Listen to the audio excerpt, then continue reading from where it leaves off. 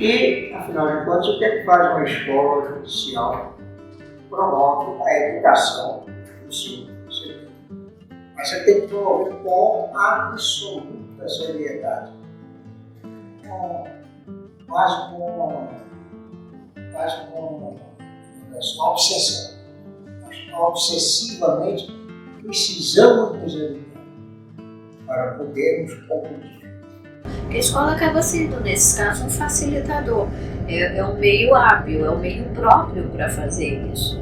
Então eu acho que essa é uma coisa mesmo interligada. Ser servidor, ser magistrado e ter a escola.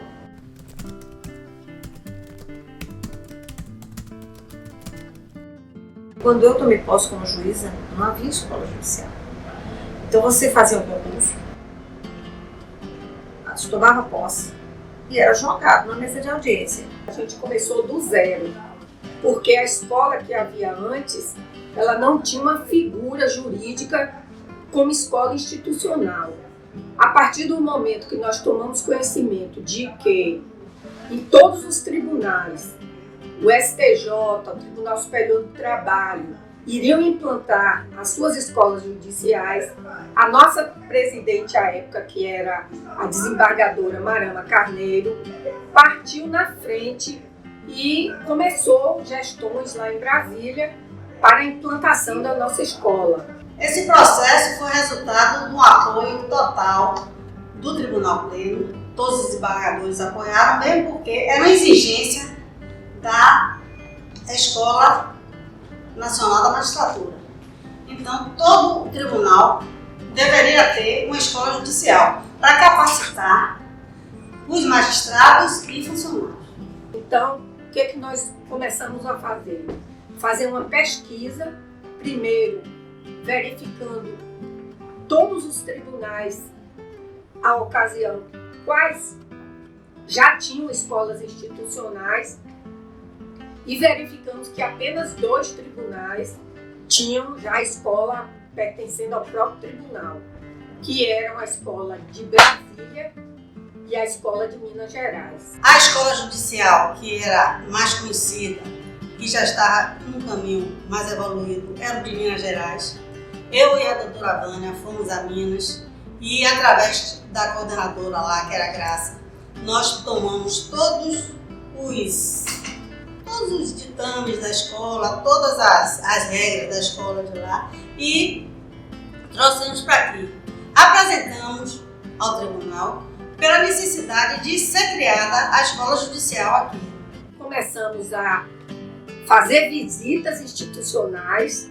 Eu estive em Minas acompanhada da presidente Marama do tribunal, né? Estive em Brasília, no caso já fui só, e para verificar os projetos pedagógicos, sede, como eram, onde funcionavam as escolas e a forma que elas funcionavam.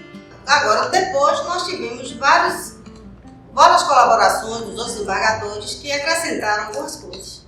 E saímos como uma das primeiras no Brasil, ao lado das duas que eu já falei, a ter uma escola judicial ligada ao tribunal. Abandonou por completo a parte da oferta de cursos externos, porque o objetivo do órgão judicial passou a ser órgão do tribunal, não é obter renda vendendo serviço para terceiros, etc. Né? Então passou a atuar mais internamente, né? Voltado por tanto de magistrado como de servidores, né? Para a qualificação.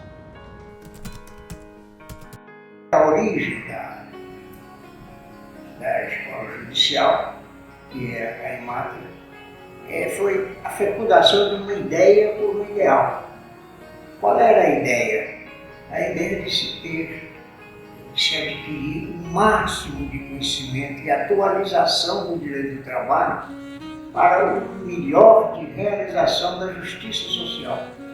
Então eu considero que a escola judicial da Bahia, agora da magistratura da Bahia, ela nasceu com o nome de EMATRA exatamente no dia 21 de agosto de 1992. A EMATRA, a nossa, foi criada pelo tribunal daqui, entendeu? Mas com uma pessoa jurídica de direito privado, ela era ligada ao tribunal, mas não integrava a estrutura do Poder Judiciário e do próprio TRT. Ela funcionava junto ao TRT. A finalidade que foi criada a EMATRA foi a promoção, primeiro de tudo, a promoção de cursos para o ingresso na magistratura trabalhista, a preparação de candidatos, de possíveis candidatos ao concurso de juiz para juiz do trabalho. A segunda atividade, era o desdobramento disso, era a de aperfeiçoamento dos juízes já em exercício. O que o juiz pretendia era reformular o regimento da escola, não tinha o seu regimento, para tentar ampliar as atividades, quer dizer, promover outros tipos de eventos, consorciar-se com outras entidades de atividade congênere, etc. E então eu sugeri a ele, eu digo, vamos fazer o seguinte, já que a pretensão é dar uma dimensão maior, vamos mudar de nome. Ser EMATRA, vamos dizer que é um centro de estudos. Daí veio a sigla CEMAT, Centro de Estudos da Magistratura Trabalhista. Esse CEMAT foi dirigido por mim na ocasião, mas por mais que nós tentássemos, não conseguíamos nos expandir muito por falta de meios, né? A promoção, os cursos, divulgação, a remuneração de professores, etc. Todas as regiões já estavam, as suas escolas, etc., elas já estavam tomando essa feição de sistema de estudo, de ensino, do direito do trabalho, com vistas à aplicação da atividade jurídica, né? Então, cada uma foi assumindo o nome de EMATRA com a designação, o sufixo correspondente à região, ao tribunal da região. EMATRA 1, EMATRA 2, EMATRA 5, foi a nossa e assim por diante.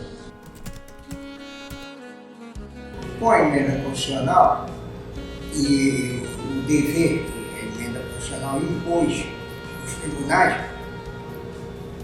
sobreveio a RA, a Resolução Administrativa aqui do nosso TRT, número 55, a lei de 14 de julho de 2014. Esta é a festa de aniversário da Escola Judicial. Essa resolução cumpriu o preceito constitucional. Então, o que fez essa resolução? Ela extinguiu a EMATRA 5. Extinguiu a EMATRA 5 e, em seu lugar, a resolução fala em criar. Mas ela criou, não instituiu. Instituiu a Escola Judicial do Tribunal Regional do Trabalho da 5ª Região. E assim a integrou no sistema pedagógico nacional sob a égide da Escola Nacional do Tribunal Superior do Trabalho. A Escola Nacional está aqui no ápice da pirâmide. Eu faço questão de considerar que a Escola Judicial não é uma coisa nova. A Escola Judicial foi o crescimento do ideal. Não se apague o passado das EMATRAs, mas integre-se esse passado à vida da Escola Judicial, porque isso empresta mais beleza ao que nós padecemos para poder crescer até este ponto.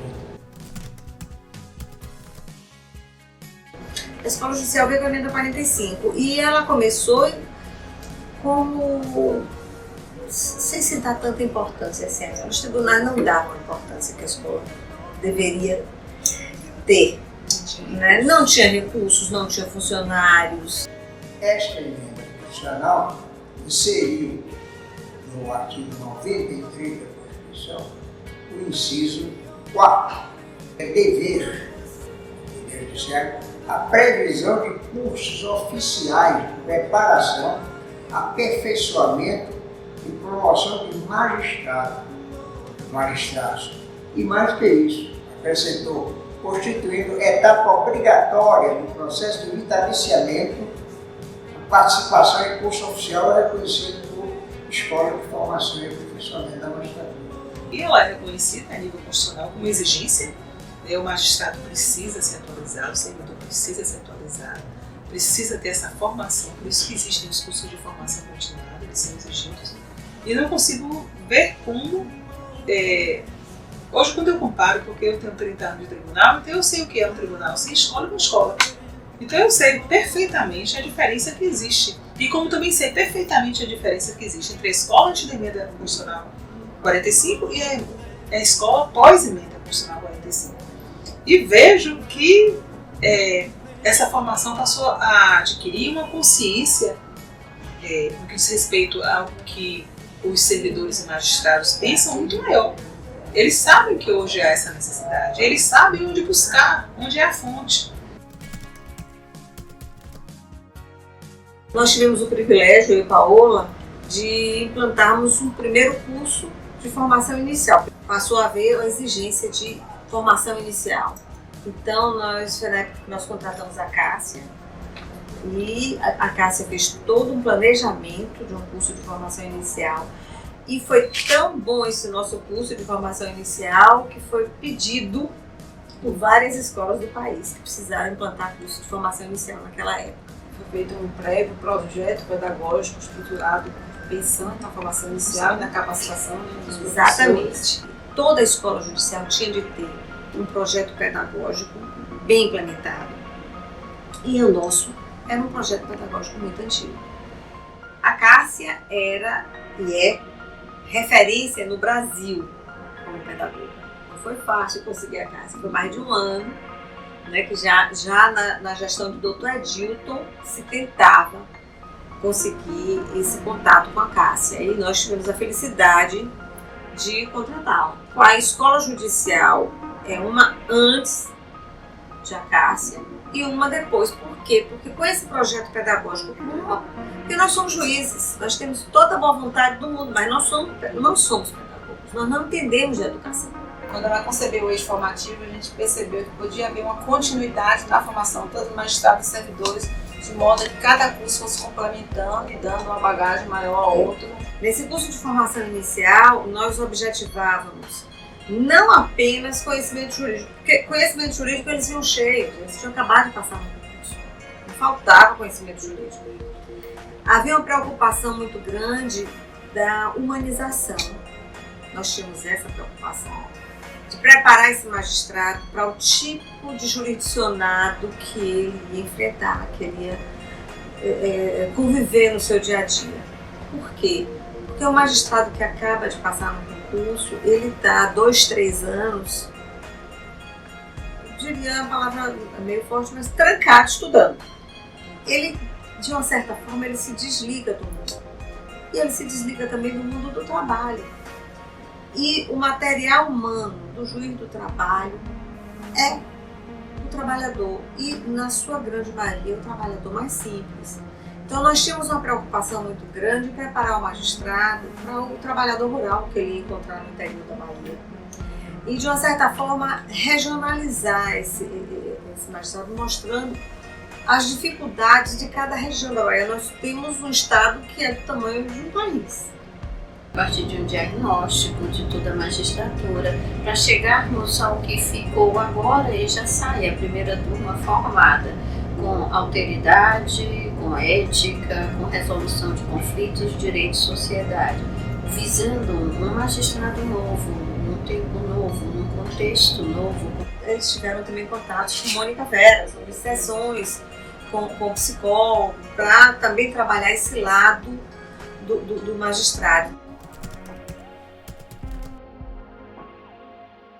A ateliê de psicanálise veio de uma ideia da psicóloga, psicanalista Mônica Veras. Eu conheci Mônica Veras numa terapia de grupo e ela me disse que ela tinha esse projeto e que ela já tinha levado esse projeto para o Tribunal de Justiça e outros tribunais, onde o enfoque seria considerar a magistratura não apenas, mas o judiciário como um todo, já que envolvia também servidores, no que diz respeito àquela atividade específica com a justiça.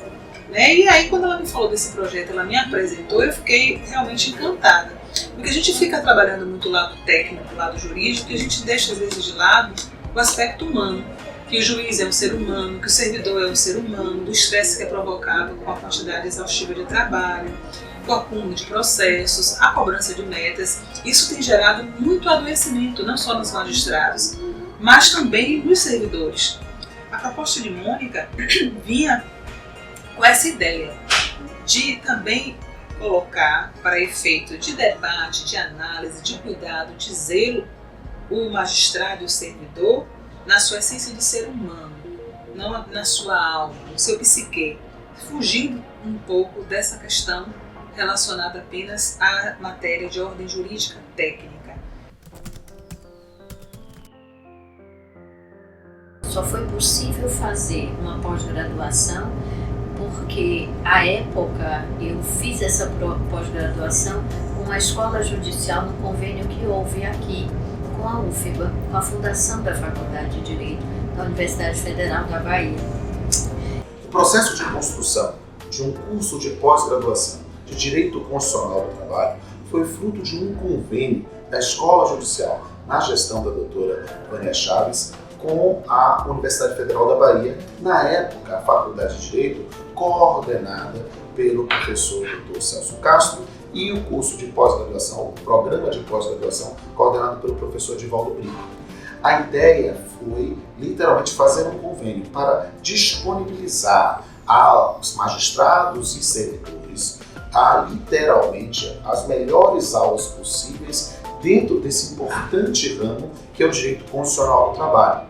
Eu fui, naquele momento, uma ligação, um elo entre a universidade e o Tribunal Regional do Trabalho, a Escola Judicial. É fundamental você estudar, é fundamental você aprender, é fundamental você se aprimorar.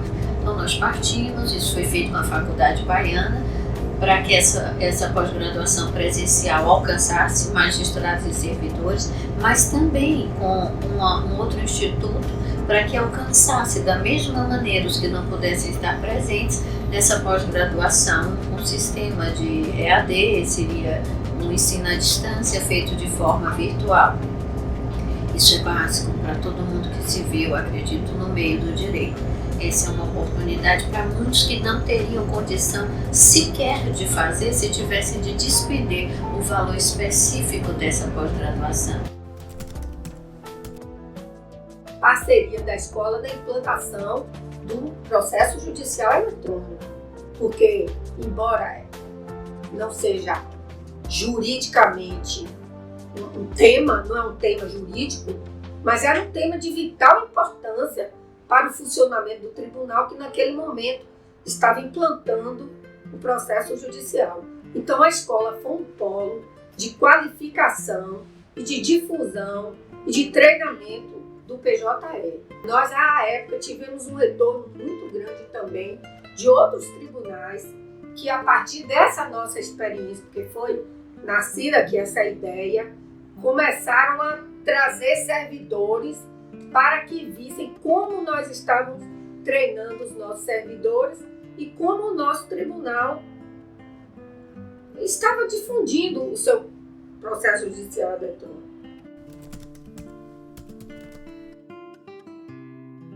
O espaço físico era este aqui, né? Foi cedido pelo tribunal. Aqui funcionou, quando o tribunal ainda estava aqui, funcionou o tribunal pleno. Era nesta sala, sem esta divisória. Era tudo isso aqui. Quando a EMATRA se instalou, o tribunal cedeu, mobiliário, tudo, porque a EMATRA não tinha recurso. Cedeu tudo para que as atividades da escola se desenvolvessem nesta antiga sala de sessões e a direção da escola se instalasse na saletinha que tinha aqui. Era uma secretária e uma funcionária auxiliar. De vez em quando aparecia uma outra, tudo cedido pelo tribunal. Nesse andar, mas eram 2 salinhas só. E com uma sala também para as aulas, né? Dos cursos. Nós só tínhamos 2 salas, uma sala pequena da diretoria e uma sala de aula onde funcionava o antigo tribunal, a antiga sala do tribunal. Cadeiras eram dificuldades porque nós tínhamos que recolher cada curso, recolher cadeiras em outros setores e ficava uma cadeira de um jeito, a cadeira do outro, não tínhamos nada, mobiliário, nada.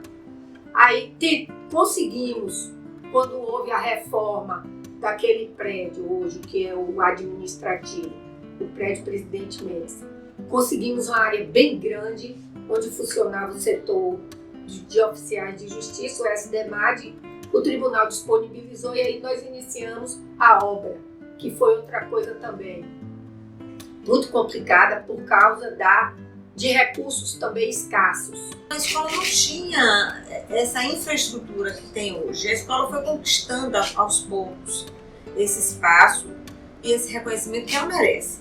Quando veio a ideia ou a possibilidade, alguns colegas vieram me perguntar sobre a possibilidade de trabalhar na escola judicial, ser útil sempre, porque eu adoro o que faço. Eu nunca tinha imaginado que pudesse fazer isso. E eu fui tentar ver a escola discretamente, estive lá no primeiro andar do edifício Médici e olhei e aquilo me incomodou muito. Eu achei a escola muito acanhada. Não era a escola que eu imaginava. Eu sempre acreditei que se temos as melhores pessoas, teríamos de ter os melhores espaços. Não foi fácil, nada é fácil. A gente trata de dinheiro público, a gente trata de licitação, de orçamento, toda sorte de dificuldades para conseguir, porque eu imaginei ter o primeiro andar inteiro livre. E aí você vai descobrindo que não podia tirar todo mundo que estava ali, não podia também desalojar. Não dá para fazer uma coisa cobrindo um e descobrindo o outro. Então, em conversas comigo mesma, depois com Ivana, com a presidência, fui trazendo, olha, eu preciso fazer isso, nós temos pouco tempo, até porque a escola não pode fechar, ela não fica sem funcionar, tinha um recesso. A felicidade de ter encontrado muita gente com muito boa vontade, mas não posso negar que também encontrei alguns com muita má vontade, que tentaram de toda sorte criar empecilhos. Foi preciso adotar posturas pessoais muito firmes, foi preciso fazer e tomar deliberações, estar à frente e arcar, inclusive, pessoalmente com algumas coisas.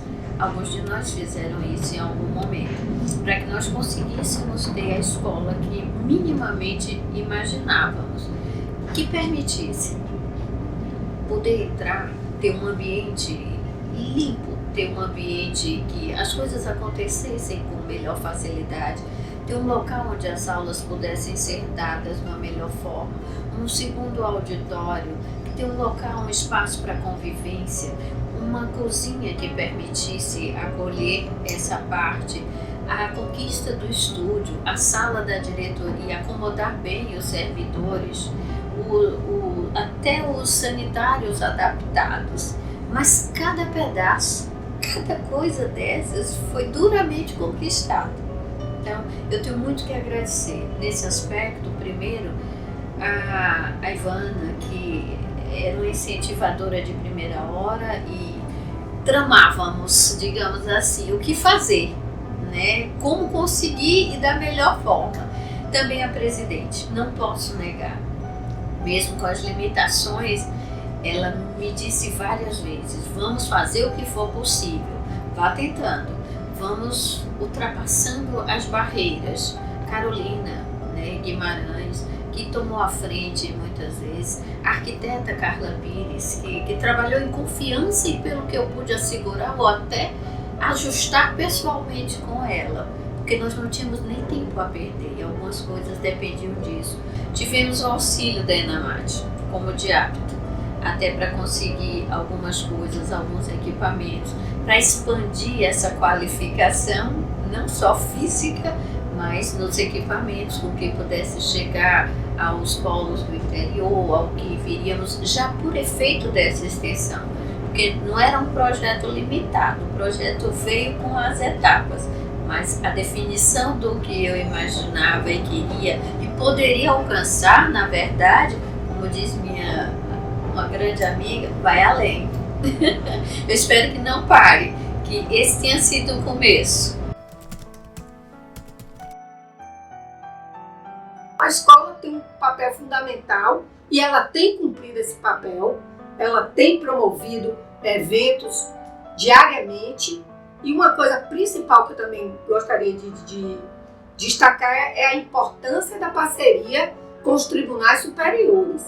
Não adianta a escola, ela não pode funcionar como uma ilha separada, ela tem que funcionar interligada, em interação direta com o Tribunal Superior do Trabalho e com a Escola Nacional de Magistratura, que é ela que traça os parâmetros das escolas regionais. Elas é que vão desenvolver o projeto pedagógico que o Tribunal Superior traça a cada ano.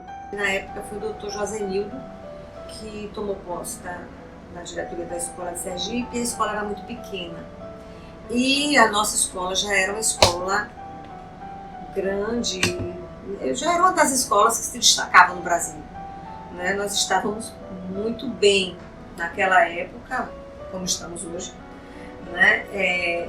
No âmbito nacional. E a escola de Sergipe estava começando. Então o Dr. Josenildo me propôs essa parceria para possibilitar um maior intercâmbio dos juízes de Sergipe nos nossos cursos. E a gente achou por bem acolher, porque nós estamos aqui um para ajudar o outro, né? E principalmente o Estado é do lado, foi desmembrado da nossa região, então nós somos meio que irmãos. A escola é meio, volto a dizer, de capacitação. Como todas as entidades têm os seus meios próprios de capacitação. Se nós transitamos no mesmo terreno, trabalhando, vinculados ao direito do trabalho, ou aquelas matérias que tangenciam ou têm a interseccionalidade com o que a gente faz, por que não agirmos juntos? Por que não termos cursos dividindo essas tarefas, responsabilidades, às vezes até despesas? A INAMAT também tem sido um elo de apoio, de ligação conosco. Eu fui convidada para ser conselheira da INAMAT pelo ministro Luiz Felipe há algum tempo atrás. Eu acho que diferencia a nossa escola, é uma distinção. Nunca houve ninguém aqui na Judicinto que participasse como conselheiro da INAMAT. Ser conselheiro da INAMAT, na verdade, ele traz um universo enorme, porque ali você tem o convívio com as escolas da magistratura do trabalho do Brasil inteiro. E isso tem sido um caminho riquíssimo, porque também nós fazemos as reuniões com o sistema de formação, com os diretores de todas as escolas. Então, tudo que é decidido lá é repassado aos diretores.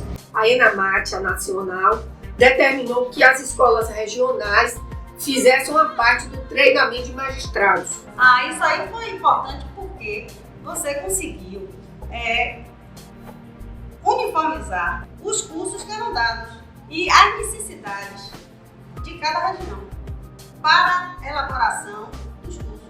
A INAMAT fazia parte teórica e destinava que as escolas regionais fizessem a parte prática, ou seja, acompanhando aqueles novos juízes, os recém-possados, em atos de audiência. Nós montamos tipo oficinas e dávamos o nome de oficina mesmo.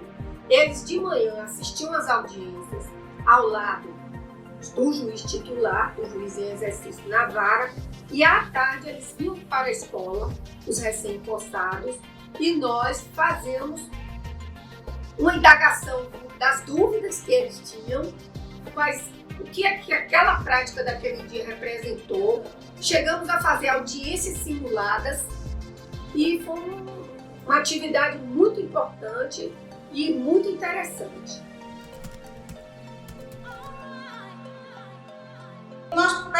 percebemos que havia necessidade de fazermos esses cursos à distância. E não tínhamos aqui no tribunal equipamento que permitisse que fossem feitas videoconferências. Então, nós fizemos um convênio com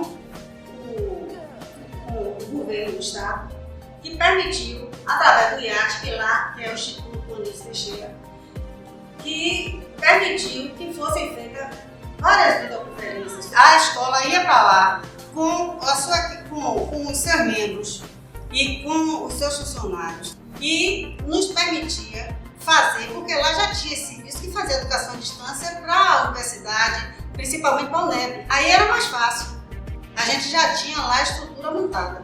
E lá no interior, as varas, através de seus diretores e dos juízes, eles faziam um convênio até com a prefeitura. O interessante é que as perguntas eram feitas, muitas vezes, nas varas do interior, por pessoas que estavam ali assistindo a videoconferência e lançavam a pergunta que ela era respondida, independentemente do contato da presença física.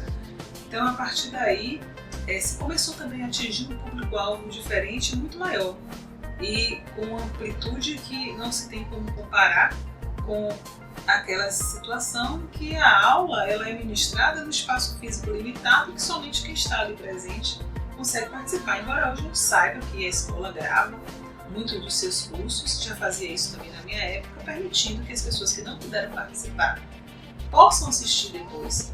Essa realização dessa videoconferência foi assim, eu diria que foi quase que um ensaio do que viria a ser a escola itinerante, só que com amplitude muito maior, porque na escola itinerante a gente parava ali no interior e se deslocava. Quando assumiu a presidência do tribunal, o Luiz Hélio Machado, ele autorizou a interiorização da escola. A escola, onde houvesse juntas funcionando, a escola também iria funcionar junto a elas.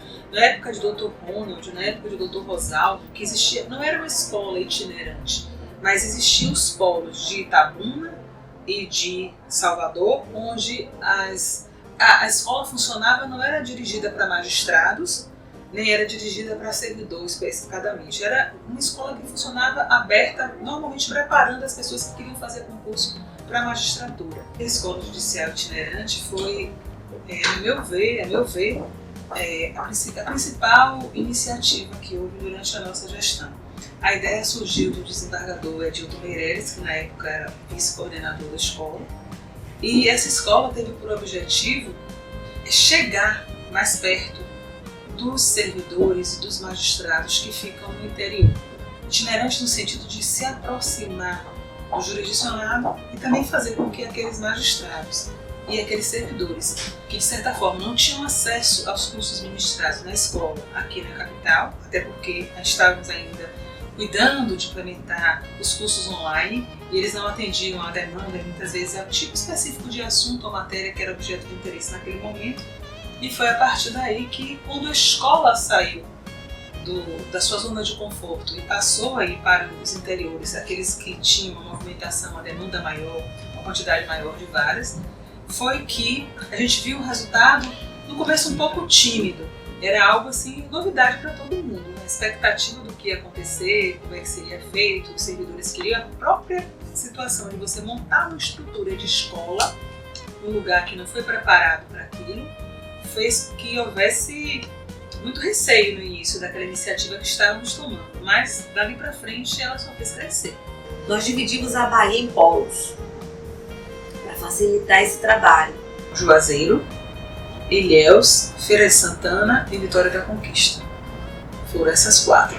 Essa criação de módulos, né, de formação na escola itinerante surgiu da experiência da própria Central de Execução, que na época era coordenadora da Central de Execução, e nós percebemos que a Central de Execução ela tinha uma estrutura de polos para a atuação dos oficiais de justiça. Né?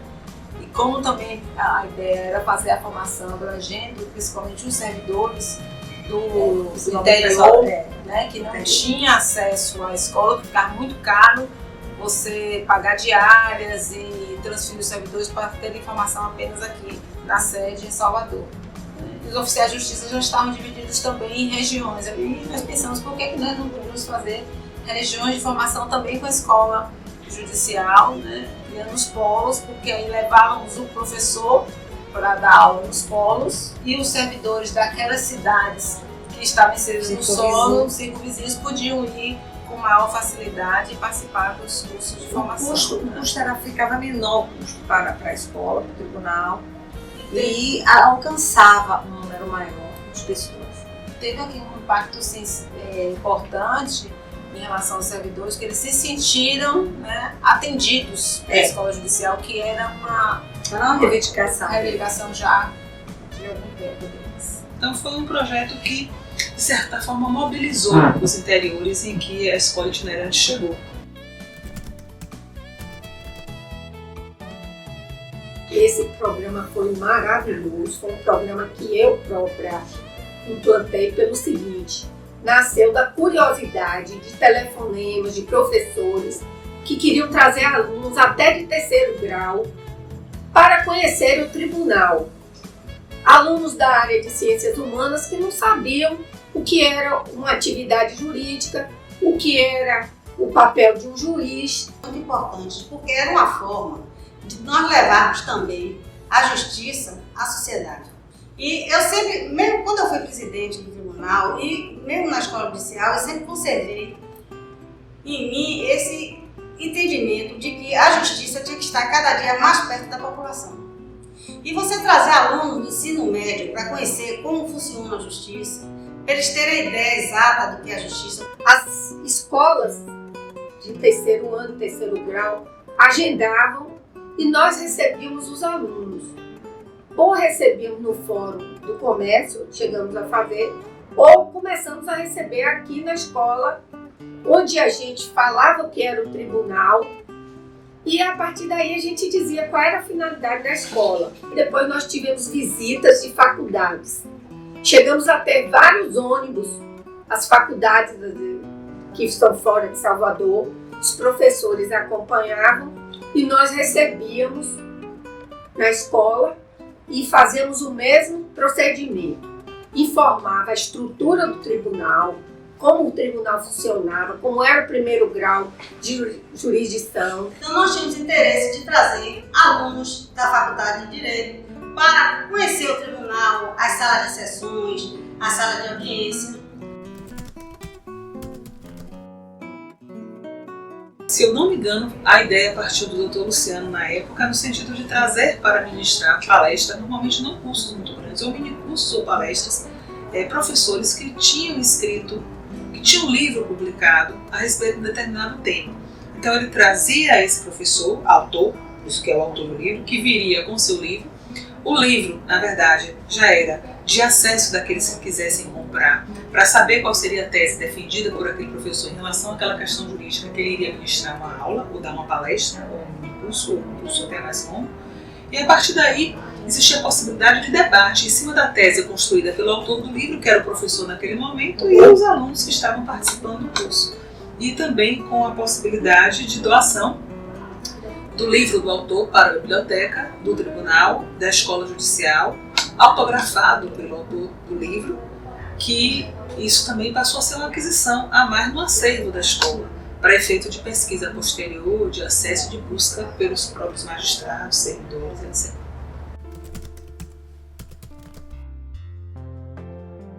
Nas sextas alternativas nós já trouxemos filmes para serem exibidos. Palestras bem mais amenas, como direito e arte, né? Psicoterapeutas. É algo que faz parte dessa formação multidisciplinar e que foi imaginado para isso, para nos agregar, para adquirirmos outras lições, fugindo um pouco do dia a dia.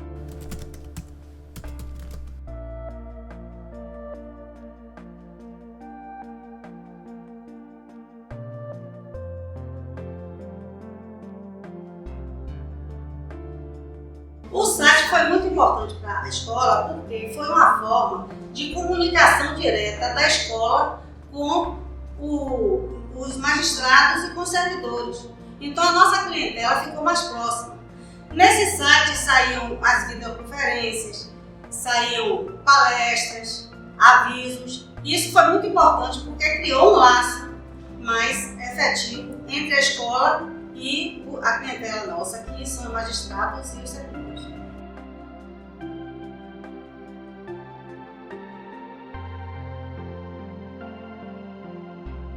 Ficou muito mais fácil, parecia muito claro, muito lógico fazer ou ter esse projeto de comunicação. Primeiro, porque é necessário, já que nós estamos tratando de escola. Então, eu tenho ações para propagar. Parece fundamental para os que precisam saber. Parece fundamental para nós que queremos levar o projeto de educação adiante. Então, comunicação não podia passar sem isso. Faz parte dessa comunicação as postagens que são feitas por cada uma das ações. Porque nós servimos de modelo, nós servimos de exemplo também para os que nos assistem, para os que imaginam, né? E até para prestar contas do que estamos fazendo. Implantamos também o registro reflexivo. A gente exigia o registro reflexivo. E primeiro porque a instrução normativa exigia, né? A instrução normativa da ENAMAT exigia isso. E segundo porque a gente queria ter o feedback. E sem contar que com o acesso da pesquisa de satisfação a esses professores, a escola tem um feedback no sentido de verificar se aquele professor ele cumpriu sua finalidade, se correspondeu às expectativas de quem estava assistindo a aula e se ele deve ser novamente contratado, ou para muitas vezes ministrar o mesmo curso, porque muitas pessoas não tiveram acesso, ou cursos novos já sabendo da questão de que, do ponto de vista didático, do ponto de vista do preparo, do ponto de vista da exposição, da segurança, ele já foi avaliado pelos próprios alunos. Então isso passa a ser algo muito importante. O CONEMATRA é o Conselho Nacional das Escolas de Magistratura Trabalhista. Então, ele reúne todas as escolas dos 24 regionais. A escolha da sede é feita nos CONEMATRAs. As escolas, a discussão, as escolas se colocam, os colegas fazem. A escolha é uma coisa, pelo menos no nosso tempo, era uma coisa muito tranquila, aberta. Então, quando foi em Minas, sempre no encerramento de um CONEMATRA se delibera qual será a próxima sede do CONEMATRA. E em Minas, os colegas queriam vir para a Bahia.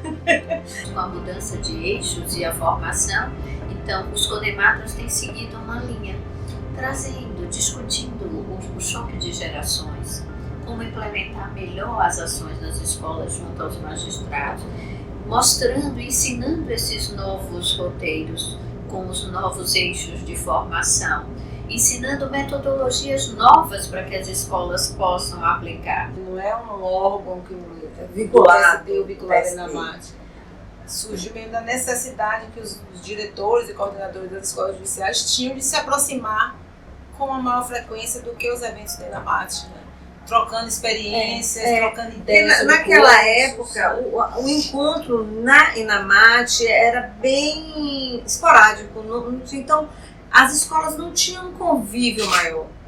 E essa convivência, essa troca é muito importante porque uma escola ajuda a outra. Isso também é parte de ensino, de prestígio, de poder e visibilidade para a justiça do trabalho. Aí veio o segundo problema da escola. Qual era o problema? Receita. Nós não tínhamos receita. Então, todos os eventos que fazíamos, aulas, todas as atividades que tivemos num determinado período eram custeadas pelo tribunal. Essa independência era um pleito das escolas judiciais, porque elas começaram com um mero, como até hoje não deixa de ser um órgão do tribunal, mas dependente economicamente. Então tudo depende da gestão, da direção do tribunal, de repassar verba ou não.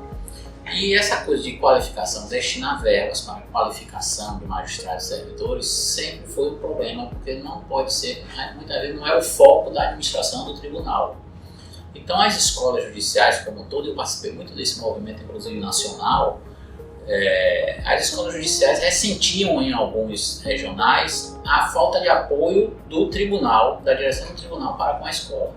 Não foi o caso aqui no nosso regional. Contamos sempre com colaboração de vários professores à época e ajuda mesmo, porque o professor Rodrigues Pinto, vários outros professores que agora eu não me lembro, inclusive desembargadores, que Cláudio Brandão, desembargador, que também hoje é ministro, que eram parceiros da escola, nos ajudavam a promover eventos e aulas e não recebiam nada, porque nós não tínhamos como remunerar. Mas não era uma realidade nacional. Por conta disso, essas escolas fizeram um movimento nacional e acabaram conseguindo obter uma independência financeira, digamos assim, em relação ao tribunal. O que se criou na prática é como se fossem dois órgãos distintos do ponto de vista financeiro, com orçamentos distintos. Então a escola passou a ter um orçamento próprio, já reservado, e com o órgão que é o gestor e que libera essa verba, independentemente do tribunal. A importância foi justamente criar essa independência, não ficar pendente do outro diretor da escola, ficar sempre pedindo dinheiro à direção do tribunal para realizar um evento ou outro. Já incluindo no orçamento, vem independente e a escola pode deslanchar mais suas atividades, né? Já com toda a previsão orçamentária, etc. Isso acho que foi um ganho significativo.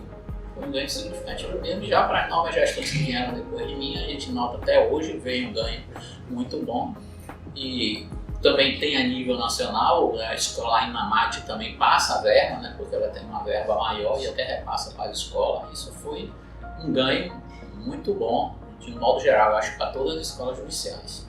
Se tornou muito importante esta independência, principalmente porque, mesmo aqui na Bahia, porque o diretor da escola passou a ser eleito pelo tribunal. Então é uma realidade. Antes era escolhido aqui no nosso tribunal, era escolhido pelo tribunal, pelo presidente do tribunal. Então era naturalmente há uma afinidade entre o presidente da escola, o presidente do tribunal e o diretor da escola, né? Lógico, porque o presidente escolhe quem dá mais confiança, etc. Mas quando passa a ser eleito, podem ser colegas que não estão tão afinados assim politicamente, administrativamente, etc. Então, se você ficar dependente, se elege alguém que não está de acordo com o que o presidente quer, então a verba ficaria restrita, né? É a realidade brasileira da administração pública, etc. Né? Então, isso foi uma realidade, eu volto aqui a repetir, era uma realidade de outros estados, por isso que se lutou pela independência, porque em vários outros regionais, o diretor da escola já eram eleitos e muitas vezes eram eleitos quem não era da simpatia do presidente do tribunal, né? E aí travava a verba. E aí entra uma questão fundamental e delicada. É importante essa vinculação entre quem está à frente da escola e quem está à frente da presidência do tribunal. Por quê? Porque o orçamento, por exemplo, vai ser gerido por alguém que vai ser delegado pela escola, se eu não tenho condição de fazer isso na própria escola, porque eu não tenho a estrutura, eu não tenho a quantidade de servidores ou a aptidão daqueles que tenho para aquele tipo de trabalho. Eu precisaria ter uma equipe maior, com capacitação dos que trabalham aqui no setor de orçamento e finanças, por exemplo. Chegamos a uma economia vigorosa em relação a valores, limites até com o que passou a ser pago, estabelecendo critérios com as próprias diárias dos que participam. Tivemos a grata felicidade de termos convidados ou palestrantes que recebiam valores pelo que vinham fazer, mas outros que abriam mão disso. Isso é importantíssimo porque eu não consigo conceber uma escola bem estruturada e que funcione bem se ela não tiver o apoio do presidente do tribunal. É muito importante que haja um bom relacionamento naqueles que estão à frente da escola gerindo e aqueles que estão à frente do tribunal.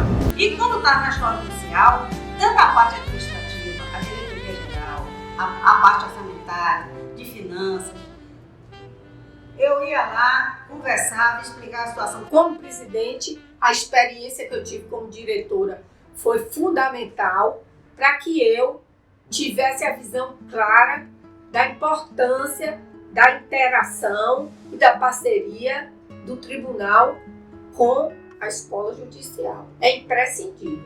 Sem essa ajuda, a escola não funciona. Tinha limitação orçamentária, porque era destinada para outros fins. Na época, eu me lembro que muito da verba já era mais voltada até para a qualificação de servidores, realização de cursos de qualificação de servidores, então vinha mais já, veio meio preso, o dinheiro já veio meio preso destinado para aquelas atividades, né? E a gente tinha que dividir essa verba que era destinada à qualificação de pessoal entre a escola e o que era destinado aos servidores, que a maior parte era voltada para o servidor, porque a escola ainda estava engatinhando. Agora, depois que veio a independência financeira, aí ficou tudo mais tranquilo, né? Porque o dinheiro veio diretamente para a escola e dá maior tranquilidade para realizar todos os seus eventos, etc. Né?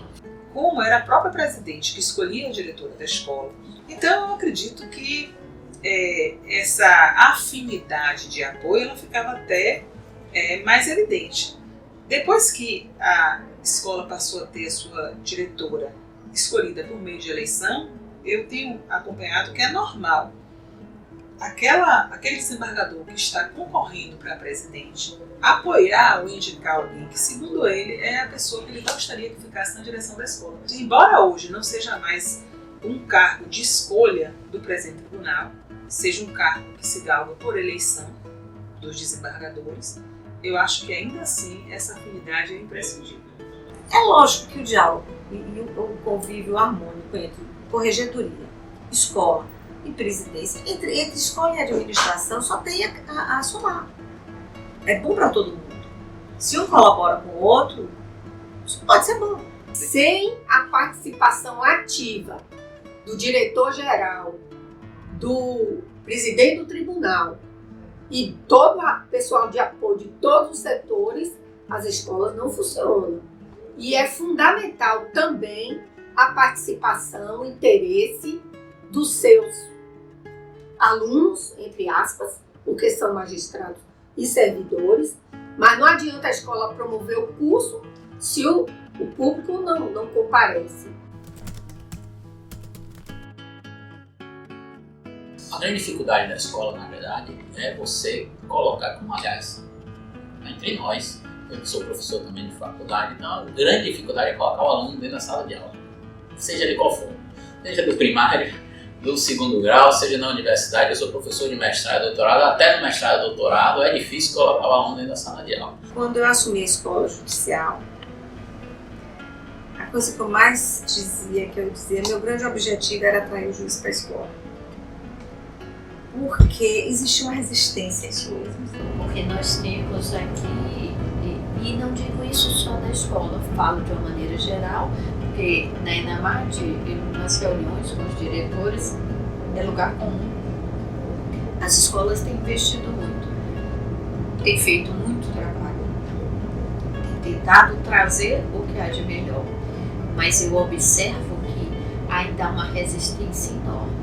Até copiando ideias de outros regionais, foi, eu acho que talvez a maior criação que até hoje está sendo mantida, foram esses encontros institucionais da semana jurídica aqui, na qual a gente acabou criando esses encontros, onde reunir todos os magistrados com a suspensão das audiências, ou seja, é um incentivo para eles, porque a queixa também, não vou passar de aula porque eu tenho que trabalhar, tenho que fazer audiência, tenho que fazer isso, tenho que fazer aquilo. E sempre houve uma resistência. O juiz, mas eu tenho sentença para cá, vou ficar assistindo a aula. Eu vi isso. Na época contei com o apoio já de doutora Vânia, porque ela encampou a ideia, porque aí o tribunal baixou um ato dispensando os juízes de realizarem audiência naquele período, né?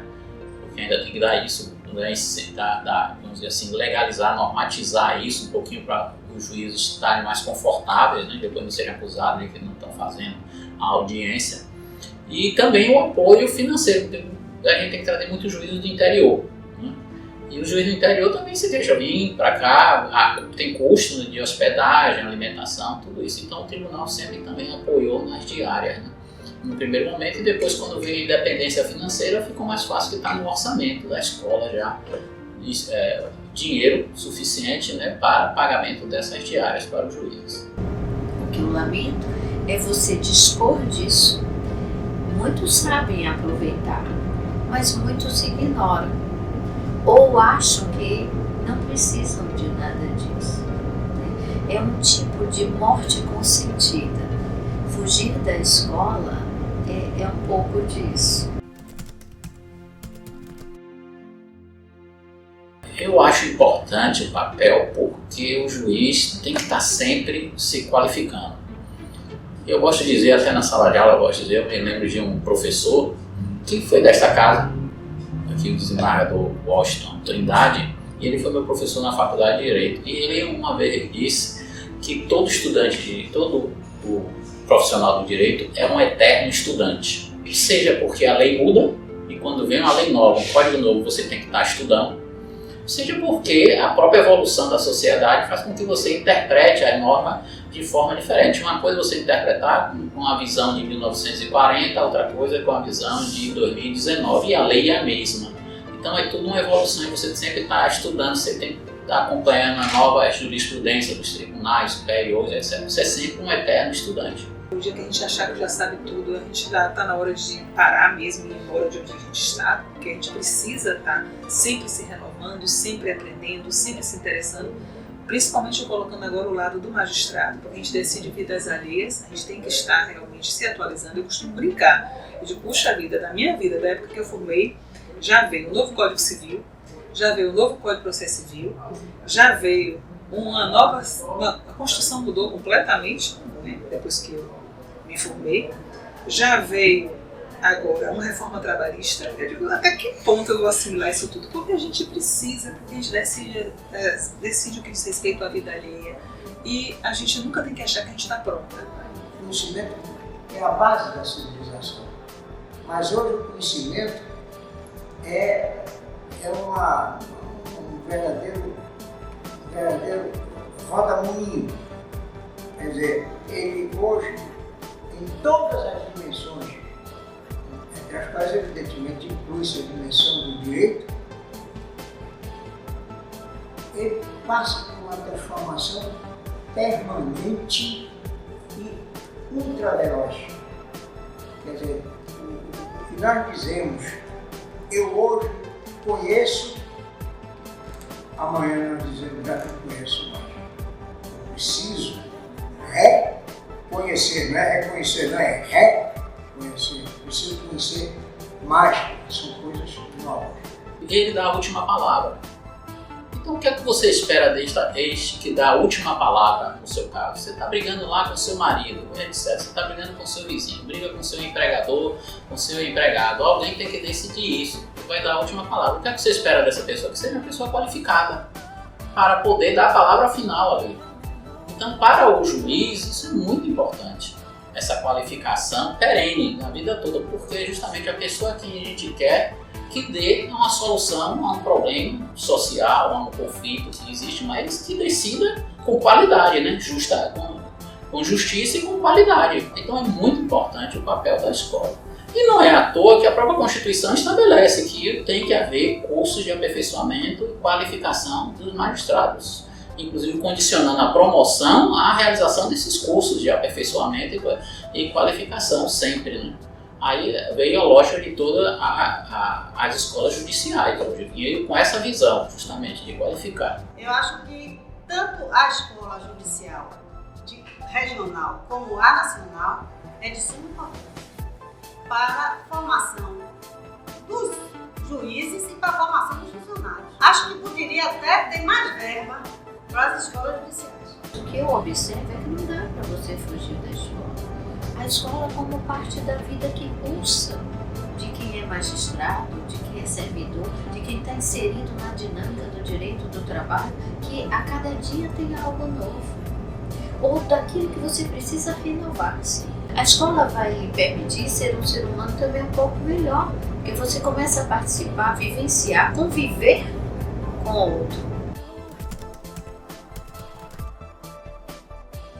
Fico muito feliz de verificar que ela é um crescendo, né? De ver que a escola que começou, entre aspas, tão pobrezinha, tão pequena, com tanta dificuldade, embora eu saiba que as dificuldades hoje existem, mas quando eu chego hoje naquele prédio, que vejo a sede da escola, que vejo a quantidade de servidores que estão na verdade, fazendo parte desse projeto novo.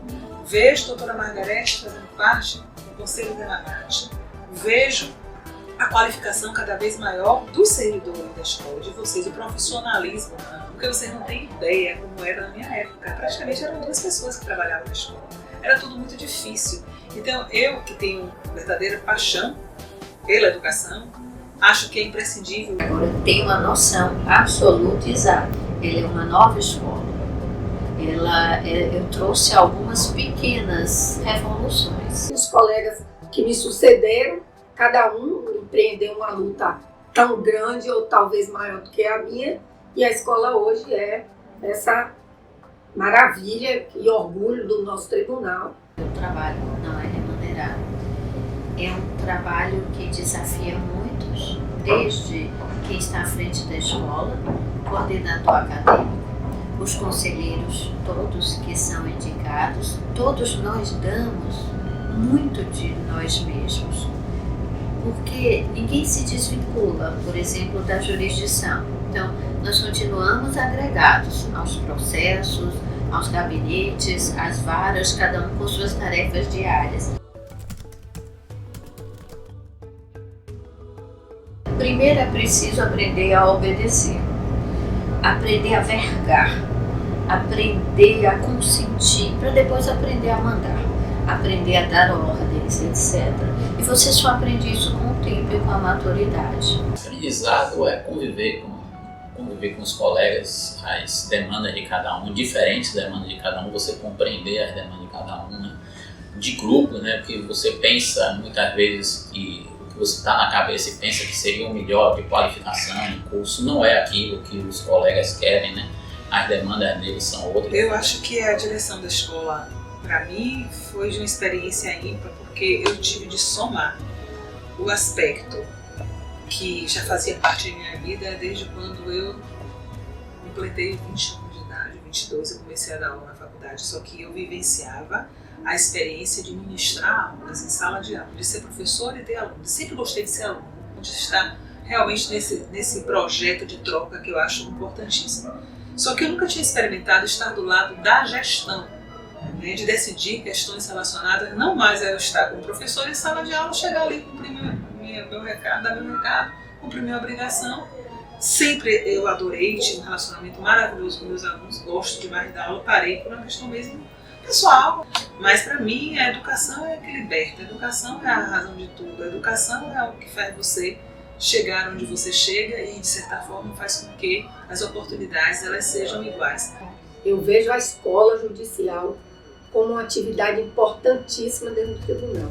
Sempre lutei muito por ela e sempre foi muito gratificante, porque não tem coisa melhor do que o conhecimento. Eu acho que a escola hoje representa isso, é essa formação para o começo e essa formação para a continuidade da vida, porque nós estamos num país dinâmico, a realidade do trabalho é dinâmica e o juiz de trabalho não pode parar. E a carreira é estável, né?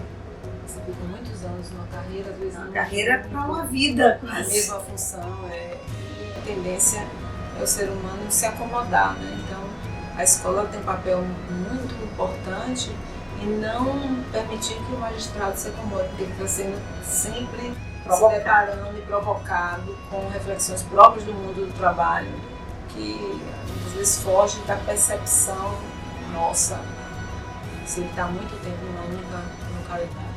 A escola judicial foi um presente na minha vida. Porque primeiro que eu conheci pessoas maravilhosas. Né? Eu não gosto de falar isso não. Você emocionou. Foi assim, eu fiz magistério. Minha formação de segundo grau foi magistério. Eu sou filha de professor. Minha convivência com professores é uma coisa muito forte. E a escola me trouxe isso de volta. Me fez reviver essa coisa de conviver com a educação. E lá você não é o desembargador, não é. Nós somos todos alunos. O bacana da escola, a meu ver, é que nós somos todos alunos. Ali não importa quem é quem. Estamos todos em aprendizado. Parece que nós estamos no caminho certo, porque a cada um que transita, que chega, que passa pelas nossas hostes ou cruza os nossos passos, vem sempre em forma de um tipo de afeto, de agradecimento com o que a escola vem fazendo. E quem é a escola? A escola somos nós.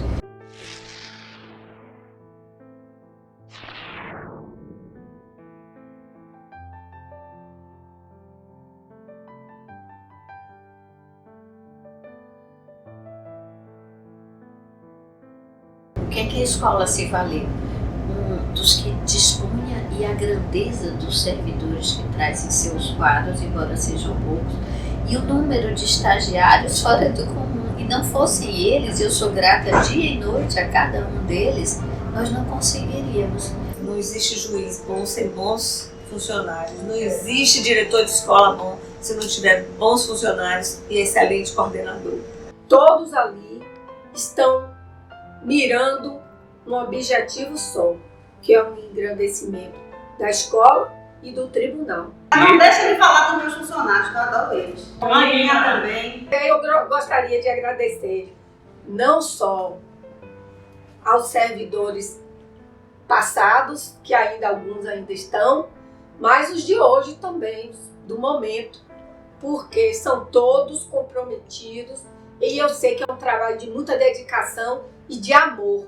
Eu percebo que de fato nós estamos num bom lugar, que pelo menos a nossa escola de magistratura da Justiça do Trabalho da 5ª Região tem toda a dignidade de ser o que é, de fazer o que faz e de acolher o que for preciso.